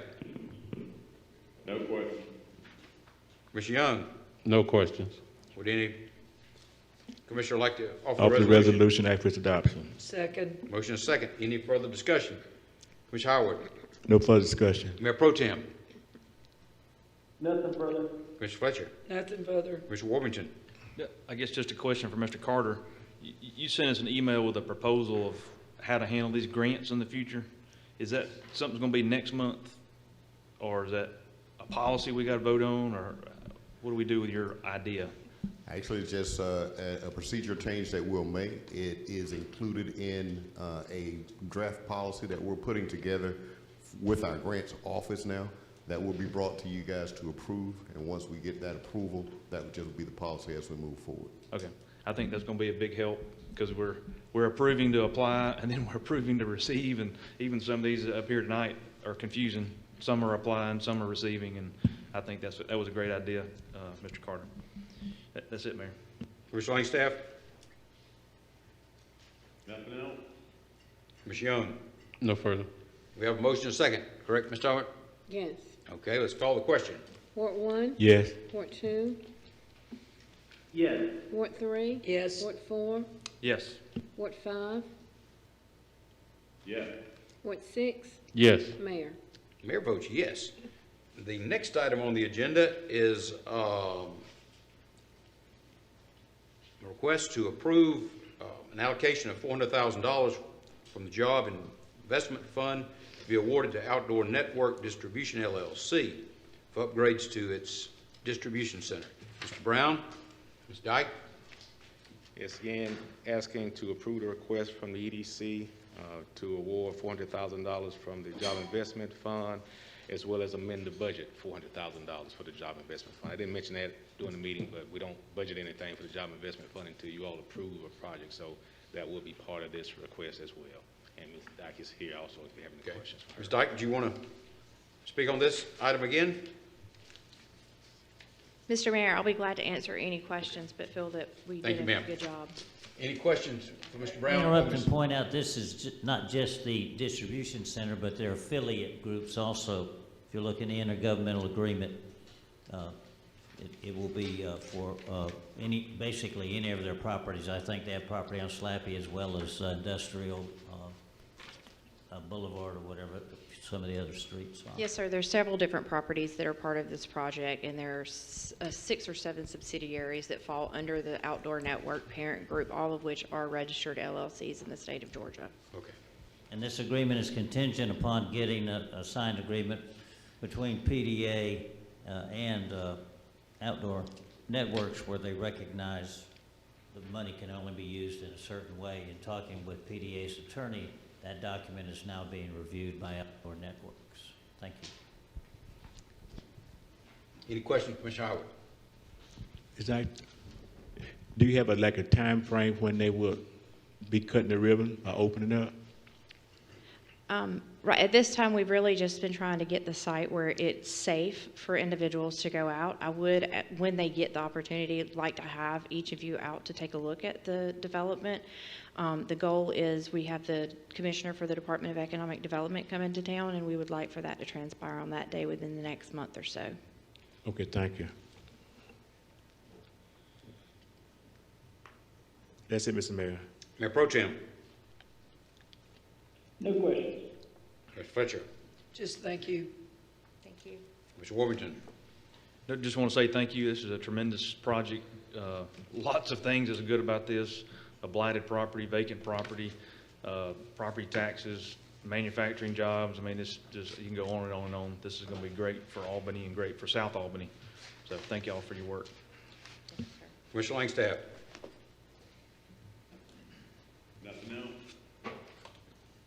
Commissioner Young. Thank you again, Ms. Dykes, for your hard work on this. I did want to go back to the question I had, I think in the work session, is whether or not how are we ensuring that, or is there a way to ensure that, I guess, workers can come or are being recruited from within Albany-Doherty County? So we are currently working with Albany Tech as well as the company.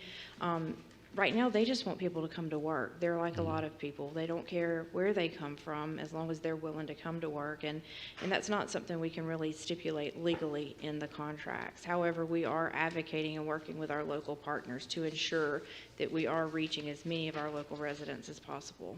Okay, and can you state for the record, I guess, what kind of jobs we're talking about? There's several different kinds of jobs. There's manufacturing jobs, there's call center jobs, there's administration jobs. There are research and development positions that are available. And during the coordination of the agreements, the NAICS codes, which coincide with each position that's being created, were provided for that. Okay.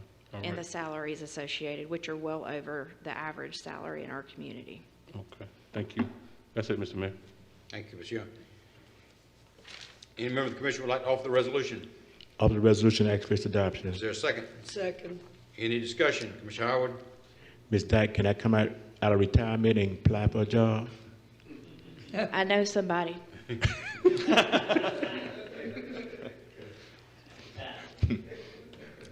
Mayor Pro Tem. Nothing further. Commissioner Fletcher. Nothing further. Commissioner Warrington. So I guess just for everybody's edification, so what they're manufacturing is going to be outboard boat motors, and most of them is going to be for the federal government contractors. Yes, sir. So diesel outboard motors, Ox diesels, were previously manufactured in Sweden. They are now manufactured in Albany, Georgia, and Albany, Georgia only. They are the #1 diesel outboard motor in the U.S., and they do have an exclusive contract with the Department of Defense currently, and are working and have worked and talked to our elected officials at NDC to ensure that they were in the budget for allocations for additional money to continue those relationships. So we've got the workforce pipeline from the Marine base that are retiring out that could possibly even work there because they have that niche. Mm-hmm. Okay. That's it, Mayor. Thanks. Commissioner Langstaff. Nothing further. Commissioner Young. Nothing further. Just want to express our appreciation, Ms. Dykes. This is a major project, and it's quite an accomplishment for you in your first year here. Appreciate that. Thank you. Could we call the question? Ward 1? Yes. 2? Yes. Ward 3? Yes. 4? Yes. Ward 5? Yes. 6? Yes. Mayor. Mayor votes yes. Now, next is the consent agenda. Mayor, I move to approve the consent agenda. Second. Motion is second. And I guess I need to state the consent agenda is the fencing, the fire department training facility, and then well number 27 rehab. Any discussion on either one of these items? Mr. Howard? No discussion. Mayor Pro Tem? No discussion. Mr. Fletcher? No discussion. Mr. Warburton? No discussion. Mr. Langstaff? No discussion. Mr. Young? No discussion. And could we call the question, Mr. Howard? Ward 1? Yes. Ward 2? Yes. Ward 3? Yes. Ward 4? Yes. Ward 5? Yes. Ward 6? Yes. Mayor. Mayor votes yes. We don't have on here, but we will accept items for the next agenda. Mr. Howard? Mr. Mayor, Yes. since we got our engineers in here, and like for you, if you can not give them direction, but let them know that Mr. Bruce, could he come forward and? Can we get that under business? Right, that's on our business? No, what I was asking for now is items for the next agenda. Okay. And I'll come back to that. No, Okay. Mayor Pro Tem, any items for the next agenda? Nothing at this time. Mr. Fletcher? Nothing. Mr. Worthington? No new items. Mr. Langstaff? No new items.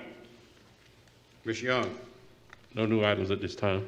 Okay. I would like to see something, if Ms. Davis, if we can have a comparison of ordinances and sort of a chart, you know, that, alcohol licenses, to see what Albany has in place and what other cities have in place that we don't have.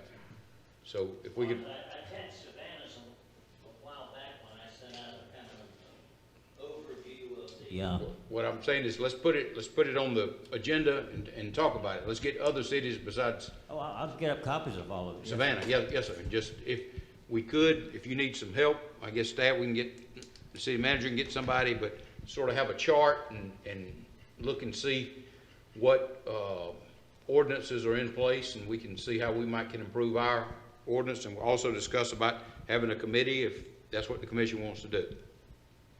If we can just put that on the agenda, and we'll address that at that time. Now, Mr. Howard, I apologize. Other business. Mr. Mayor, can Bruce come to the table and talk about a horrendous situation that is happening at a apartment complex that have been sold again this year, about some finding of some raw sewage is boiling up in the middle of the department. Oh my gosh. Okay. Yeah, You know what's the address of this property? 500 Pinson Road.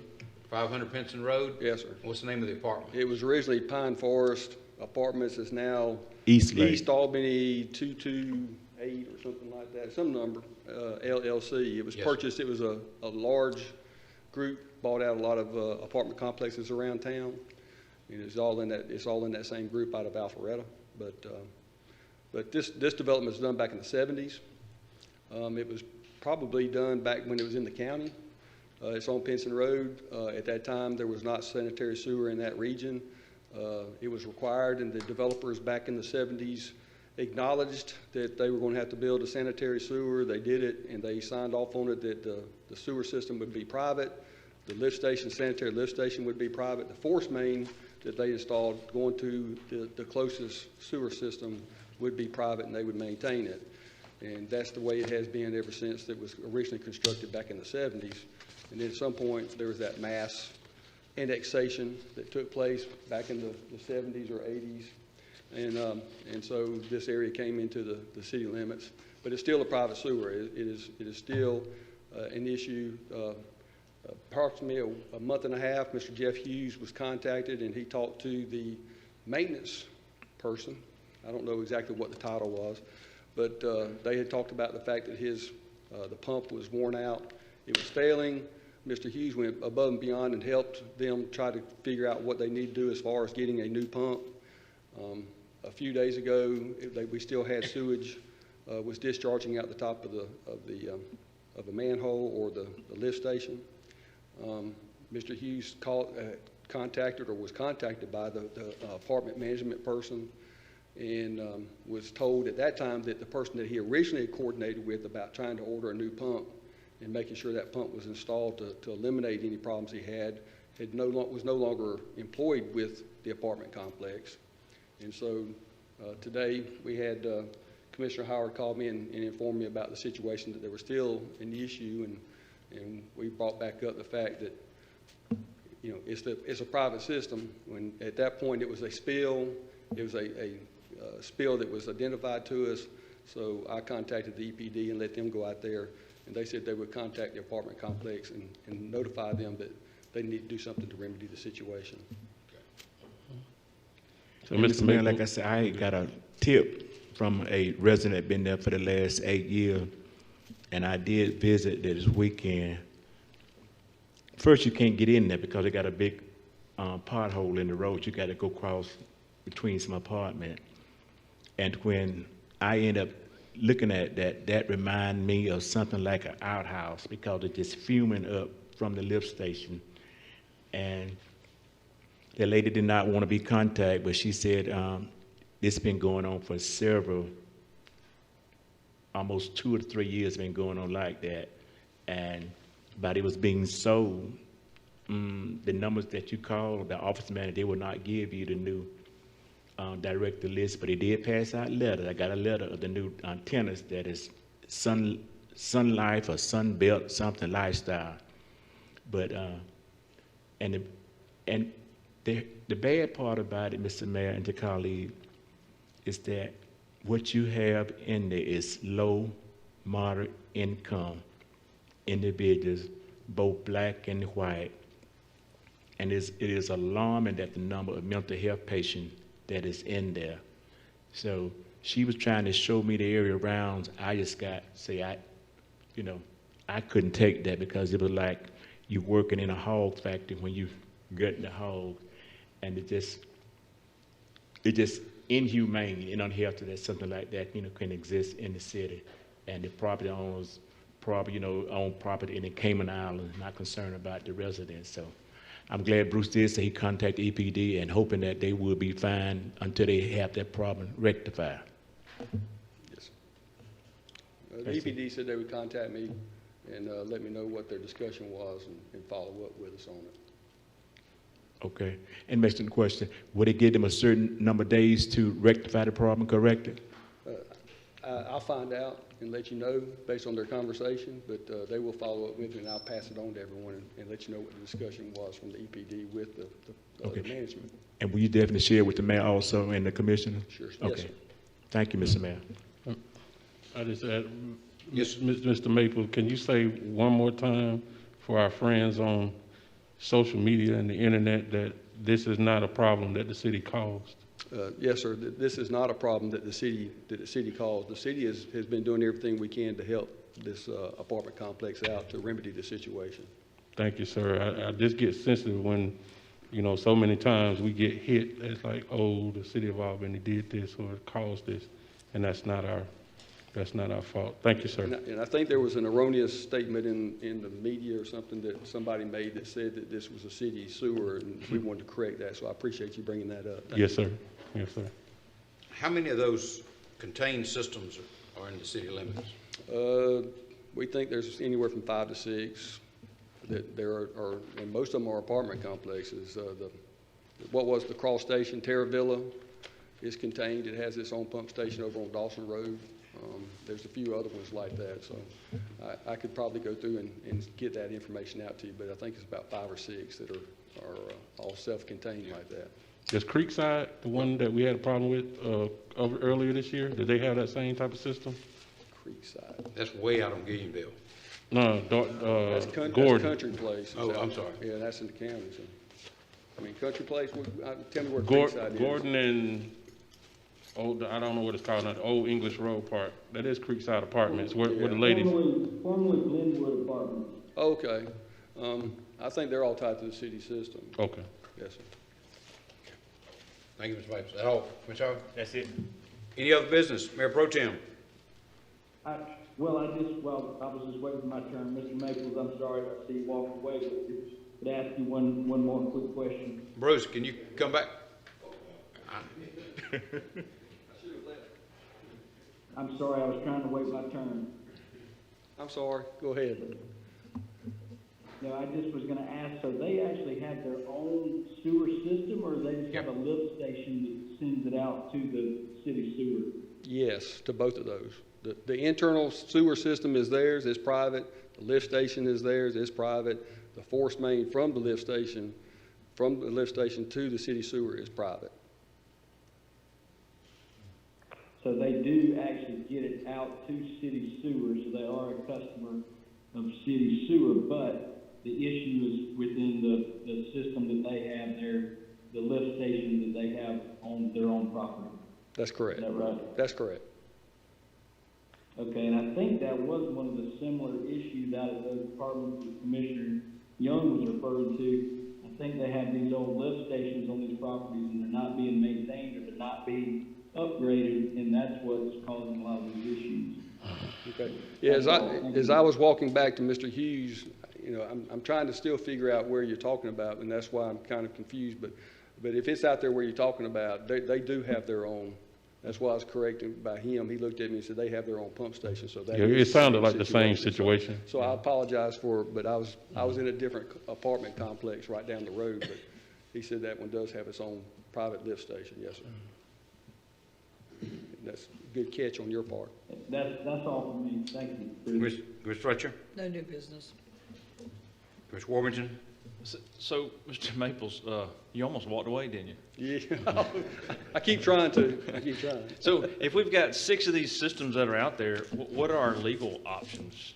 Can the city take them and rebuild them and put a lien on the property? That way, I mean, what are, because there's a lot of citizens that this affects. Well, you know, our discussion today with Ken Stock was we can go out there and get code enforcement to go out there and we'll fine them. Any kind of cleanup we have, they need to pay for the cleanup.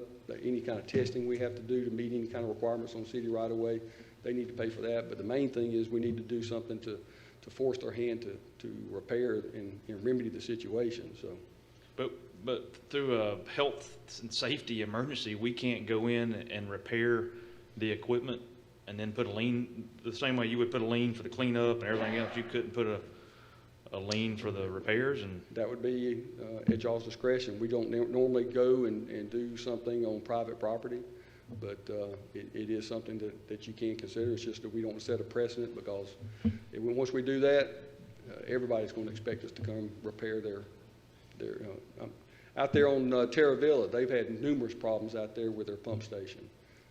They've had numerous problems internal with their piping network because it's so antiquated. But so we don't normally go take care of things. But I understand what you're saying. But and I'm not saying doing something for free. It's just No. you do it and then you put a lien, because the way these companies work is every 2 or 3 years they change hands and they sell them, and you'll get hopefully reimbursed for that at some point. And we've told them, you know, we've given them options as to other plumbing companies that have the capability to go in there and remedy the situation. They just have to do it. We've done everything we can. We've told them what size pump and where to order the pump to go do it. And so It's almost like the opposite of a cease and desist. It's like, get going or we're going to fix it. And I don't know, I'm speaking as a non-attorney, is fix it or we're going to fix it and we're going to send you the bill. Yeah. All the while, citizens is struggling. So I would want to see those options if there are any, and if we need to talk about it as a commission, please bring them to us sooner than later. That's it, Mayor. Commissioner Langstaff? Nothing further. Commissioner Young? Yes, sir. I just wanted to announce that I'll be having the third of the 4th Ward 6 Town Hall meetings. Tomorrow will be the third at M.L. King Elementary on M.L. King, and the last one will be at Westtown Elementary on Monday. Both of those meetings are at 7 o'clock. So please come out. Thank you. Thank you, Commissioner. All right. I sent out, Chief Scott wanted to have a meeting of the task force. You know, we had not met since June 9th. I had a very lengthy meeting today, a lot of information, and most of it was not very promising. The virus is back, and there are a lot of issues with this new Delta variant, and I sent everybody an email and hope you had a chance to look it over, but if you hadn't, I would encourage you to do so, because I want everybody to have the knowledge of the condition in the community. The other thing, I don't know what we can do about it, Mr. Carter. This is, and I don't really understand the way they buy and sell these apartment complexes, but sometimes they bundle them in together and a group buys them. But what limited knowledge I have is you get in a situation and the people on the ground in Albany, they don't have the authority to spend over $500. And then you get a group that's bought this complex and they had no idea that they were buying something with a potential expenditure of several $100,000. They're going to start lawyering up and, you know, before they spend money, but we've got to protect our citizens. You know, it is not, as we've established tonight, the city's responsibility, but, you know, we did annex this area and we need to assure that landowners are complying with whatever ordinances are out there, and the disgusting situation that Commissioner Howard described is deplorable. I mean, we We've identified that, and as Mr. Maples indicated, we've sent code enforcement in to take a look at that and see what we can compel them to do. But I have a conversation with our city attorney too to see what legally we can do, because I'm not sure that we have a legal stand on this right now. So I have to ask. Yeah. Well, I mean, we can require them to comply with our ordinances. I mean, there's no question. There's no question about that. But and like I say, legally, what Commissioner Warmington's talking about, I mean, as a practical matter, we've got people here that are apartment managers in Albany that don't have the authority to do what legally they might have to do, and so. But we just need to look into it, and I think we're going to have to set an example, because as everybody's aware, in the utility board, we had one group that owned 2 or 3 apartment complexes that were months behind on the utility bills, because they had a master meter for the whole complex. So we need to realize this sort of a new reality and find a way to confront these absentee landowners. Okay. With that,